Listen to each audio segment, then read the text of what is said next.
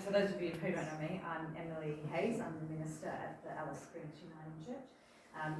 Celia asked me just to make a response to this from sort of a local, a local perspective. So I'll make an attempt at that. I sort of just, as Ruth was speaking, I did feel so many connections.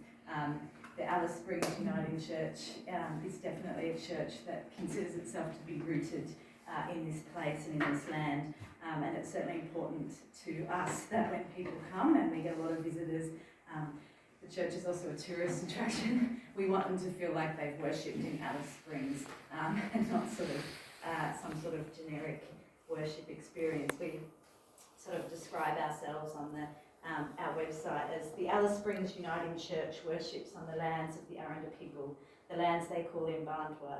Through this land, God has nurtured and sustained them for some 50,000 years. We are located in the heart of town in the John Flynn Memorial Church building. Grateful to those who went before us, we seek the kingdom of God in this time and place. We are proudly intergenerational, multicultural and an affirming church. We have Indigenous and non-Indigenous peoples and languages sharing in ministry together. We are a safe church for all, no matter their age, race, gender, sexuality, or where they are in life and faith. Justice, sustainability, reconciliation, and equality are key expressions of the holistic faith we seek to nurture in each other and in the wider community which we serve. I guess the other connection I was thinking about is, I have an Iona liturgy book on my desk, which comes out as I prepare each week, and of course I try to adapt it to our time and place. One of our favourite songs, for those of you who were there yesterday, is a song called Listening to the Heartbeat of God, which my predecessor wrote based on the words of George MacLeod.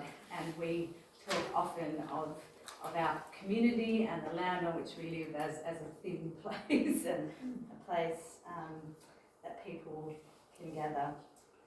And I guess another connection is, I guess the Uniting Church, we very much talk about ourselves as a pilgrim people, kind of always on the way to a promised land. That's not just the Alice Springs Church, but and I guess a final connection that I was thinking about is that we the John Flynn Memorial Uniting Church, and John Flynn was a Presbyterian minister, and the Australian Inland Mission, which he founded in 1912, there was some money used that came from a Presbyterian woman in Scotland, and her name was the Smiths of Donetsk. But one of the things I'm very passionate about is the Uluru Statement. It's a document that has deeply touched me and my life, and that call for voice, treaty and truth-telling is something I've been thinking about, how we respond to that.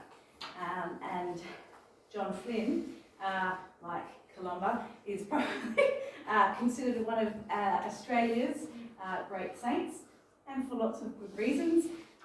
He started the AIM and the Royal Flying Doctor Service.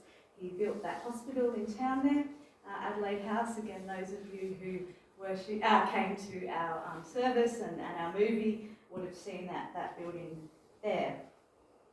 However, that money that I mentioned was actually given as a bequest for Aboriginal communities. And the Australian Inland Mission was not a mission to or for Aboriginal people ever. And so our church, I guess, is on a journey of truth-telling about this and wrestling with this idea of how do we hold all that innovation and goodness that is the Royal Flying Doctor Service, that is probably one of the best services for remote communities in the Territory today. I'm often at the hospital praying with people who tell me they flew in on the Royal Flying Doctor. So how do we hold that with some of the complexities? I mentioned one of them, but there are others. I won't go into it. And I think that's a challenge for all of you, or all of us as non-Indigenous people, wherever we are, is to be looking at at our buildings, potentially, if that's what we've got, our own family lineages, our own church histories, if you're part of those, or whatever communities you're part of, and be trying to find out what is the grace, what is the goodness and that story that needs to be shared, but holding that alongside what are the difficult things and the horror and the grief, and how do we hold that.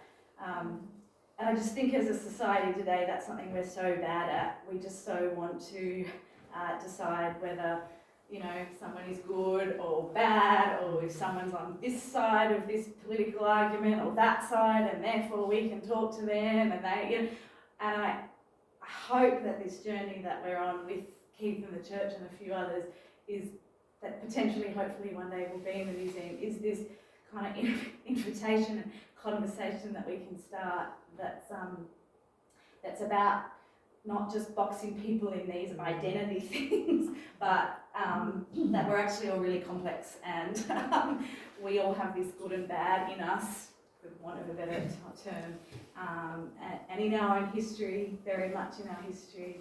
And yeah, I feel like that is the invitation, I guess, particularly of the Uluru Statement. You know, it's certainly not our role in any way to be telling Indigenous stories. That is their job and their role, but our role as people in this space is to tell the truth of our histories. One of the Noongar elders I've been listening to often, you know, says that you know, the burden of truth telling shouldn't fall on Aboriginal people alone, and that's really hard for them often to be telling these stories and to be, you know, constantly. But that, I think, is something that we can do. So that's kind of part of the building I've inherited, and the stones in that building, Adelaide House, were actually quarried from Nuratipa, the river down there, and I think that the stones in that building have this story to tell, and that we really want to be a part of. And anyway, that's my local response to what you're doing. And yeah, I guess really these are all the things that we as a community that are, what was the word, that deeply rooted in and local. Yeah, there was a word there. Yeah. Anyway, I think that'll do. Oh, that's right.